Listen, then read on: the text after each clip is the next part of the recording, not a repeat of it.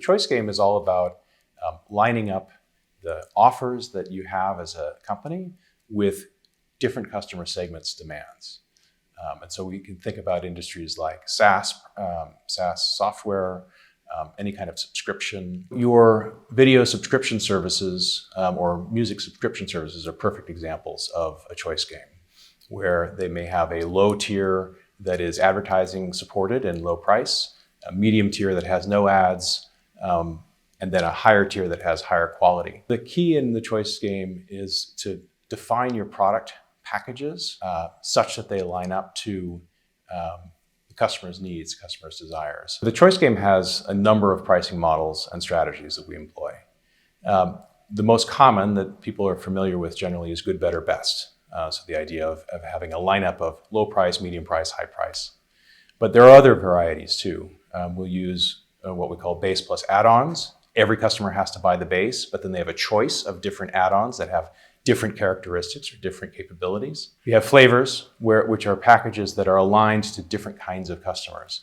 A literal example of flavors would be if you're subscribed to one of these meal delivery services, they might have a vegetarian flavor and a keto flavor and a meat lovers flavor. But in software, you'll often see flavors that are aligned against different kinds of industry segments.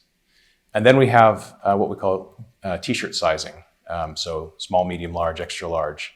And this is used often when you have something that you're consuming and where you want to essentially have an easy way to size the offering to a customer's needs without having to precisely know how much they're going to buy. Another strategy we use in the choice game is land and expand. Companies will look at ways to bring customers in a very frictionless way, that's the land, and then expand how much they're spending with them over time. Examples of land motions can be free trial or limited time trial or freemium products, where the product is not as capable as a full-blown product, but is available for free forever with the idea that customers will upgrade to the full-featured product. Once you have a customer in-house, there are 4 levers for expanding.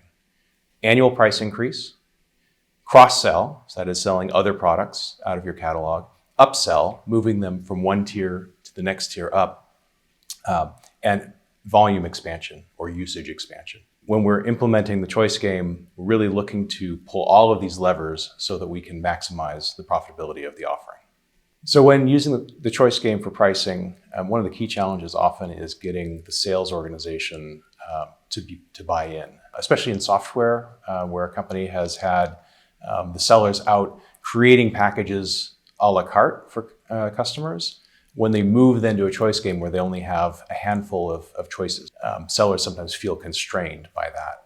And so there's a challenge in getting the organization to understand how better to line up their different offerings with different customers. The critical thing for maintaining competitive advantage in the choice game is having truly differentiated offerings. Each of your offers needs to line up against the needs of a different customer segment and really provide value for that customer segment.